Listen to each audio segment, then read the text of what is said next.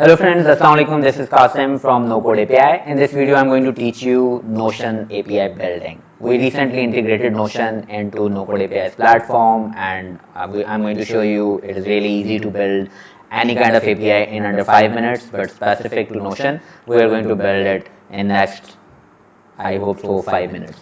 So to build it, we are going to head over to nocodeapi.com, and there I'm going to log into my dashboard. For that, you will have to enter your credentials. If you are not yet logged in, you will have to sign up to NoCodeAPI, and you will enter the NoCodeAPI's dashboard. There, go to the marketplace. In marketplace, look for Notion and click on use this API.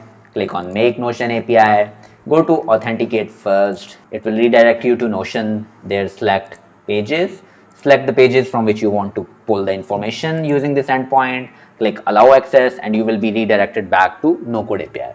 Your sidebar will open. Here, give your API endpoint a name, for example, demo app. Click create, and you will see your endpoint listed right in front of you. There are 5 things we can do using this endpoint. We can list all the databases, retrieve a page, find page blocks, search for an item inside any of the pages, and list our users. So first, go to the list databases, run this endpoint, and you will find all your databases listed inside results array. Currently, I do not have any. That is why I do not find any database listed inside it. And to get information about a specific page, like its ID, what is its heading, when it was created, for that I will have to give a request to this endpoint. I'm going to put in the page ID. To get my page ID, I will head over to my page, and right after the name of the page, that is coding missions dash, copy your endpoint, paste it into page ID input field, run this endpoint, and you are going to find this specific page's information. When was it created, when was it edited last,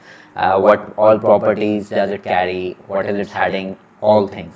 Next, if I want to get the underneath toggles or the bullets or the to-dos or the pages inside this specific page, I will have to run the page blocks endpoint. Here I am going to enter the page ID, run this endpoint, and I should find all the items or the toggles inside this page inside results array. For example, there are maybe 7, 8, 9 toggles, and if I go to the 6th toggle, its content is 7 AM dashboard, and if I go to the page, and I can find that there's the 6th toggle is actually 7 AM dashboard.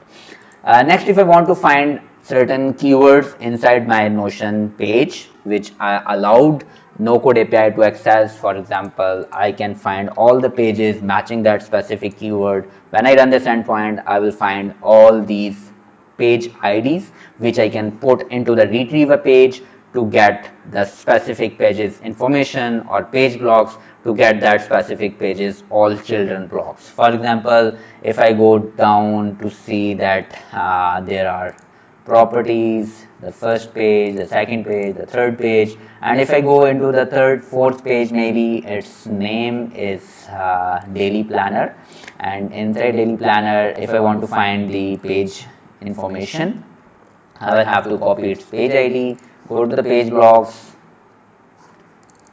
run this endpoint, and it should get me the information or the children of this specific page. And you can see that inside this specific page I have some information, so that way I can find all the children specific to a certain page by entering its ID. After I have found it inside the search endpoint and running the page blocks endpoint, it is going to find me all the blocks or all the children's or all the content of that specific page. So this is how you can play around with these 3 endpoints: retrieve a page, page blocks, and search to find what you are looking for and get all the children elements, or find what is happening with a specific page inside Notion. Next, if you want to find who all users are currently or authorized to your team, or who all of you are collaborating with, so you want to find their emails, their name, their avatars inside JSON, you can run this endpoint list all users, and you will find all the collaborating users side by side with their name, their avatar, their type, their emails listed right in front of you. So you can see that by only allowing NoCodeAPI to access Notion, you manage to fetch your databases, play around with your pages, find avatars of your users who are collaborating together, and this is really easy to build. And if you understand how to build Notion, you are going to learn, you are going to find out that all our APIs are built on this specific model. They are very easy to build. You do not have to read any documentations or go into complex details which are not required, and you are going to find all the crux or all the JSON which you want, and you can embed it in your app and build your own app. I hope you like this video. If you have any queries or if you find something confusing, you can go to the support button, write your email, send it to us, and we will get back to you as soon as possible. Find a request feature. You can also contact us on Twitter and we will get back to you. Thank you for watching. Goodbye.